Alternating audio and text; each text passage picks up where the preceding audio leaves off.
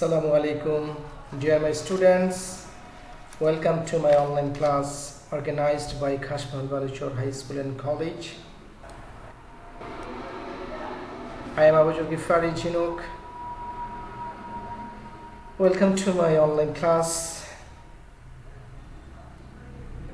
How are you? I think you are well enough staying at home. Dear students, our today's topic is preposition. What? Preposition. আজকে আমাদের topic হচ্ছে preposition.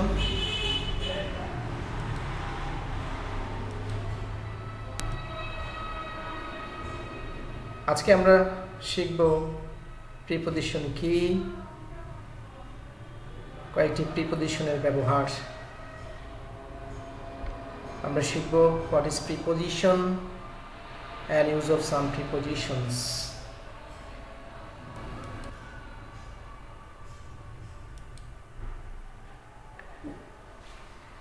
প্রথমে আমরা জেনে নেই preposition কি।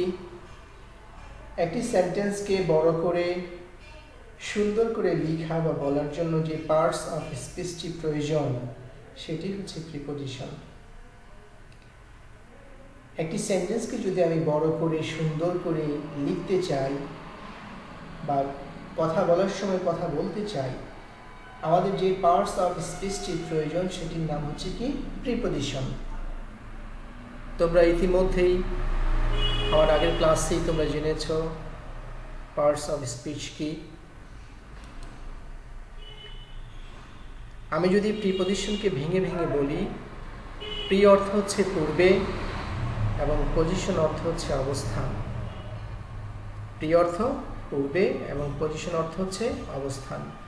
অর্থাৎ যে ওয়ার্ড নাউন বা প্রোনাউনের পূর্বে বসে সেন্টেন্সের অন্য ওয়ার্ড বা শব্দের সাথে সম্পর্ক স্থাপন করে সেই ওয়ার্ডকে প্রিপজিশন বলে।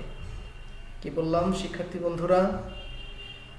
যে ওয়ার্ডটি সেন্টেন্সের মধ্যে যে নাউন বা প্রোনাউন থাকবে সেই নাউন বা প্রোনাউনের পূর্বে বসে সেন্টেন্সের অন্য ওয়ার্ড বা শব্দের সাথে সম্পর্ক স্থাপন করে সেই ওয়ার্ডকে প্রিপজিশন বলে। নিশ্চয়ই তোমরা বুঝতে পেরেছ। অর্থাৎ কোনো একটা সেন্টেন্সের মধ্যে যেই শব্দটি নাউন বা প্রোনাউনের আগে বসে সেন্টেন্সের যে অন্য যে শব্দগুলি রয়েছে ওই সকল শব্দের সাথে সম্পর্ক স্থাপন করে ওই শব্দটাকে বলা হয় কি প্রিপজিশন। আশা করি বুঝতে পেরেছ। আমি তোমাদেরকে এখন কয়েকটি প্রিপজিশন সম্পর্কে ধারণা দেওয়ার চেষ্টা করব। তোমরা একটু মনোযোগ সহকারে দেখবে। আমি এটাকে একটা বস্তু হিসাবে কল্পনা করেছি। এটা একটা বস্তু, এই গোলাকার যে বৃত্তটি আমরা দেখতে পাচ্ছি এটা একটা বস্তু। এটা একটা আমি রেখা টেনেছি, বোঝাচ্ছি যে বস্তুর সাথে সম্পৃক্ত। তাহলে এটাকে বস্তু কল্পনা করলাম। তাহলে আমি অনেকটা প্রিপজিশন, কোনো বস্তু যখন অপর বস্তুর উপর লেগে থাকবে, অর্থাৎ এই যে বস্তুটি রয়েছে গোলাকার যে বস্তুটি গোলাকার হতে পারে, আয়তাকার হতে পারে। অর্থাৎ কোনো বস্তু যখন অপর বস্তুর সাথে লেগে থাকবে, অর্থাৎ লাগানো অবস্থায় কোনো কিছু থাকবে, তখন সেখানে ওই নাউন বা প্রোনাউনের পূর্বে কি বসবে? অন বসবে। একটা উদাহরণ তোমরা যদি খেয়াল করো, যে আমি যেখানে যে বাক্যটি তোমাদের জন্য উপস্থাপন করেছি, হি kept the book on the table, এই বস্তুটার উপর একটা বই রাখা হয়েছে। বইটি যেহেতু টেবিলের সাথে লাগানো অবস্থায় থাকবে, তাহলে লাগানো অবস্থায় আছে, সেজন্য এই যে দ্য টেবিল শব্দটির আগে দ্য টেবিল যেহেতু নাউন, আমরা জেনেছি যে নাউন বা প্রোনাউনের পূর্বে প্রিপজিশন বসে, সেজন্য এখানে অন বসবে। তাহলে অন কোথায় বসবে? অন বসবে কোনো বস্তু যখন অপর বস্তুর উপর লেগে থাকবে। অর্থাৎ কোনো একটি সেন্টেন্সের মধ্যে প্রিপজিশন অন তখনই বসবে যখন একটা বস্তুর উপর অন্য একটা বস্তু লাগানো অবস্থায় থাকবে। অ্যাবাভ, অন অর্থ উপরে, অ্যাবাভ অর্থ উপরে, কিন্তু আমি যেখানে একটু আগে বললাম যে কোনো বস্তু যখন অপর বস্তুর সাথে লাগানো অবস্থায় অন বসবে, তাহলে অ্যাবাভ কোথায় বসবে? তাহলে কোনো বস্তু যখন অপর বস্তুর উপরে লেগে না থেকে স্থিতিশীল অবস্থায় থাকবে, অর্থাৎ একটা বস্তুর উপরে আরেকটা বস্তু অবস্থান করছে কিন্তু সেটা লেগে নেই, একটু গ্যাপ আছে, ফাঁকা আছে, কিন্তু বস্তুটি কি স্থিতিশীল, তার মধ্যে গতি বিরাজমান নেই, অর্থাৎ সে মুভ করতেছে না, এক জায়গা থেকে অন্য জায়গায় মুভ করছে না, তখন সেখানে অ্যাবাভ বসবে। অন অর্থ উপরে, অ্যাবাভ অর্থ উপরে, কিন্তু ব্যবহার করা হবে ভিন্ন জায়গায়। তাহলে একটা আমি তোমাদেরকে উদাহরণ দিয়ে বোঝাচ্ছি। If fan is moving, a fan is moving above my head, একটা ফ্যান উপরে ঘুরছে, তোমার মাথার উপরে ঘুরছে, তাহলে আমি বলতে পারি যে ফ্যানটি যেহেতু আমার মাথার সাথে লাগানো অবস্থায় নেই, তাহলে সেখানে কি বসবে? অ্যাবাভ বসবে। অ্যাবাভ অর্থ উপরে, কিন্তু যেহেতু বস্তুটি লাগানো অবস্থায় নেই এবং ফ্যানটি একটা জায়গায় স্থির, যে জায়গায় লাগানো আছে সে জায়গায় স্থির, সেজন্য এখানে অ্যাবাভ বসবে। তাহলে অন কোথায় বসবে? অন বসবে হচ্ছে একটা বস্তুর সাথে আরেকটি বস্তু যখন লাগানো অবস্থায় থাকবে তখন তার ওই বস্তুর পূর্বে অন বসবে। আর যখন উপরে বোঝাবে কিন্তু যখন আমার সেটা লাগানো অবস্থায় থাকবে না এবং স্থিতিশীল অবস্থায় থাকবে তখন সেখানে বসবে অ্যাবাভ। আরও একটি প্রিপজিশন রয়েছে যার অর্থ উপরে, ওভার। ওভার এটার অর্থ হচ্ছে উপরে। তাহলে আমরা ওভারটা কোথায় ব্যবহার করবো? প্রশ্ন হচ্ছে ওভারটা কোথায় ব্যবহার করবো আমরা? কোনো বস্তু যখন অপর বস্তুর উপর লেগে না থেকে গতিশীল অবস্থায় থাকবে, বন্ধুরা কি বললাম? কোনো বস্তু যখন অপর বস্তুর উপরে লেগে না থেকে গতিশীল অবস্থায় থাকবে তখন আমার অনও বসবে না, অ্যাবাভও বসবে না, তখন বসবে কি? ওভার। একটা উদাহরণ আমরা লক্ষ্য করি। A bird is flying over my head. কি বললাম এখানে? A bird is flying over my head. একটি পাখি আমার মাথার উপর দিয়ে উঠছে। তাহলে এখানে খেয়াল করলে বুঝতে পারবে যে মাথার উপর পাখিটি উঠছে কোথায়? My head. এই মাথার উপর উঠছে, ফ্যানটি মাথার উপর ঘুরছিল কিন্তু সেটি স্থিতির অর্থাৎ নির্দিষ্ট একটা জায়গায় ঘুরছে, কিন্তু পাখিটি কিন্তু একটা নির্দিষ্ট জায়গায় নেই, সে উড়ে যাচ্ছে, তার গতি, পাখিটির গতি, সেই ক্ষেত্রে আমাদের কি বসবে?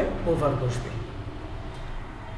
তাহলে আমরা কি বুঝতে পারলাম? এখানে তিনটি প্রিপজিশন সম্পর্কে আমরা আলোচনা করলাম। একটি হচ্ছে অন, অ্যাবাভ, ওভার। তিনটির বাংলা অর্থই উপরে, কিন্তু ব্যবহার করার দিক থেকে কিন্তু আমাদেরকে একটু ভিন্ন ভিন্ন জায়গায় ব্যবহার করতে হবে। আমি আবার একটু রিভিউ করছি। অন হচ্ছে একটা বস্তু যখন অপর একটা বস্তুর উপরে লাগানো অবস্থায় থাকবে তখন সেই বস্তুটি পূর্বে অন বসবে, কিন্তু বস্তুটি উপরে যখন সেটা লাগানো অবস্থায় থাকবে না, স্থিতিশীল অবস্থায় থাকবে, তখন সেখানে অ্যাবাভ। ওভার হচ্ছে একই জিনিস উপরে, অর্থ উপরে, কিন্তু লাগানো অবস্থায় থাকবে না, এর মধ্যে গতি থাকবে, তখন সেখানে ওভার বসবে। তো বন্ধুরা, আশা করি তোমরা অন, অ্যাবাভ এবং ওভার সম্পর্কে আর কোনো সমস্যা পড়বে না। আশা করি তোমাদের মধ্যে যে অন, অ্যাবাভ এবং ওভারের সমস্যা ছিল সেটা কেটে যাবে। চলো আমরা এখন অ্যাক্রস, থ্রু এবং অ্যালং এই তিনটি পার্টস অফ স্পিচ নিয়ে কথা বলি। অ্যাক্রস, অ্যালং এবং অ্যাক্রস, থ্রু এবং অ্যালং। তাহলে অ্যাক্রসটা কি?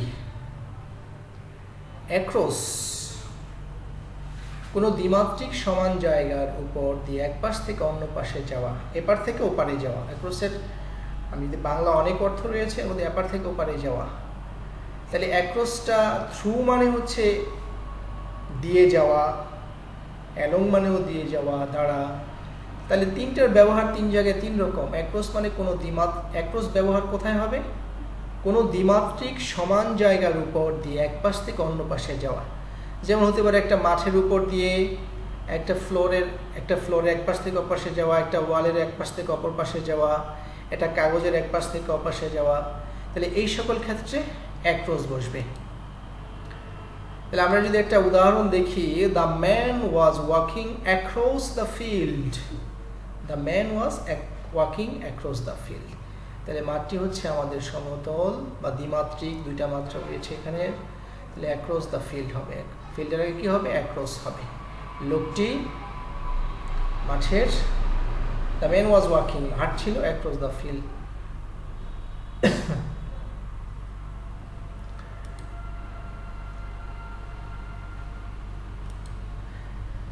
চলো আমরা এবার দেখি থ্রু। থ্রুটা কি? কোনো ত্রিমাত্রিক জায়গার ভিতর দিয়ে এক পাশ থেকে অন্য পাশে যাওয়া। আমরা বলতে পারি যে এটা হচ্ছে একটা ত্রিমাত্রিক হবে, ত্রিমাত্রিক জায়গার ভিতর দিয়ে। এটার অর্থ এক পাশ থেকে অন্য পাশে যাওয়া, কিন্তু সেটা হবে কি ত্রিমাত্রিক? এটা হতে পারে forest, wood, a tunnel, a doorway. যেমন আমি যদি এটাকে বলি, the man was walking across the field, then he went through the jungle, এভাবে বলতে পারি। তো থ্রু মানে হচ্ছে ত্রিমাত্রিক জায়গার মধ্য দিয়ে যাওয়া। এখানে থ্রুটা ফরেস্টের আগে ব্যবহৃত হয়, টানেল, এ ডোরওয়ে, এই সকল। আমি একটা এক্সাম্পল লক্ষ্য করি তাহলে বুঝতে পারবো। বললাম the man was walking through the জঙ্গল। তাহলে এভাবে আমরা থ্রুটা ব্যবহার করতে পারি। আশা করি বুঝতে পারতেছো তোমরা।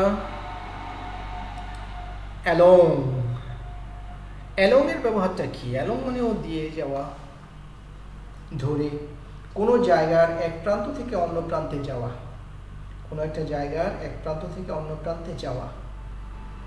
তবে সেটা একটা প্রান্ত বলতে এখানে বোঝাচ্ছে একটা নদীর এক প্রান্ত থেকে অন্য প্রান্তে যাওয়া হতে পারে, একটা লাইনের এক প্রান্ত থেকে অন্য প্রান্তে যাওয়া, একটা রাস্তার এক প্রান্ত থেকে অন্য প্রান্তে যাওয়া। আমি চিত্রের মাধ্যমে তোমাদের দেখিয়েছি যেখানে সে নদী হতে পারে, লাইন হতে পারে। তাহলে বিষয়গুলি আমাদের অবশ্যই মনে রাখতে হবে। দ্বিমাত্রিক যখন সমান জায়গা বোঝাবে তখন সেটাকে অতিক্রম করা বোঝালে অ্যাক্রস হবে। যখন ত্রিমাত্রিক কোনো জায়গার ভিতর দিয়ে এক পাশ থেকে অন্য পাশে যাবে তখন থ্রু হবে। আর অ্যালং হবে কোথায়? অ্যালং হবে হচ্ছে কোনো একটা জায়গার এক প্রান্ত থেকে অন্য প্রান্তে যাওয়া, সেক্ষেত্রে হবে along. The man was walking along the river road. তাহলে অ্যাক্রস, থ্রু, অ্যালং, এই তিনটি প্রিপোজিশন সম্পর্কে অনেকের সমস্যা থেকে থাকে। আশা করি সেই সমস্যা তোমাদের কিছু মূল্যায়ন আমি তোমাদের করতে চাই। Find, fill in the gaps with the following prepositions. এখানে কিছু প্রিপোজিশন আমি দিয়েছি, তোমরা এই প্রিপোজিশনগুলো দিয়ে নিচের গ্যাপগুলি পূরণ করবে। হি kept the book dash the table. তাহলে টেবিলটা, সে বইটা রেখেছিল টেবিল। তো বইটা সাধারণত টেবিলের সাথে লেগে থাকে, তাহলে এখানে কি হবে বন্ধুরা? নিশ্চয়ই তোমরা বলে ফেলেছ, অন হবে। He kept the book on the table. Number 2, the dog jumped dash the wall. The dog jumped, কুকুরটি লাফ দিয়েছিল ড্যাশ দ্য ওয়াল। কি হবে এখানে? তোমরা জেনেছো উপরের ক্ষেত্রে আমরা অন, অ্যাভাব, ওভার ব্যবহার করি। অ্যাভাবটা হবে কোথায়? অ্যাভাবটা হবে হচ্ছে মাথার উপরে থাকবে, কিন্তু সেটা কি হবে? গতি থাকবে না। তাহলে কি হবে এটা? কুকুরে যেহেতু গতি আছে, ওভার দ্য ওয়াল হবে। নিশ্চিত ওরা বলে দিচ্ছে the dog jumped over the wall. Number 3, two friends were walking dash the forest. ত্রিমাত্রিক কোনো যদি হয়, ফরেস্ট উড হয়, তা সেক্ষেত্রে তোমরা নিশ্চয়ই বলে ফেলেছো এখানে কি হবে? Through the forest. Two friends were walking through the forest. Number 4, Jamal was walking dash the river. বলেছিলাম কোনো একটা জায়গার এক প্রান্ত থেকে অন্য প্রান্তে যাওয়া। রিভারের ক্ষেত্রে আমরা হেঁটে যাচ্ছিল যেহেতু, তাহলে কি হবে? এক প্রান্ত থেকে অন্য প্রান্তে যাচ্ছিল, along the river. Jamal was walking along the river.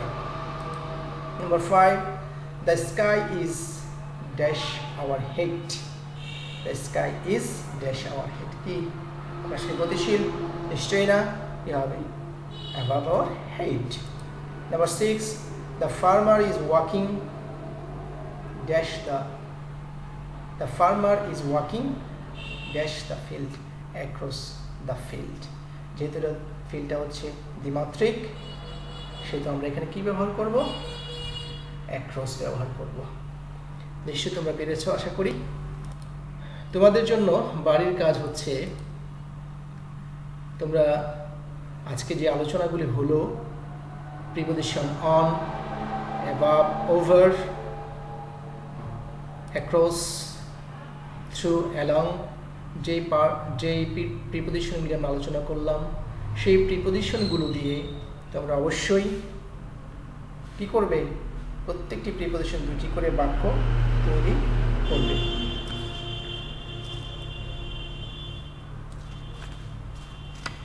তোমাদের যদি ভুল হয়ে থাকে ভুলে যাও, অবশ্যই পিছনে আবার ব্যাক করে দেখে আসবে।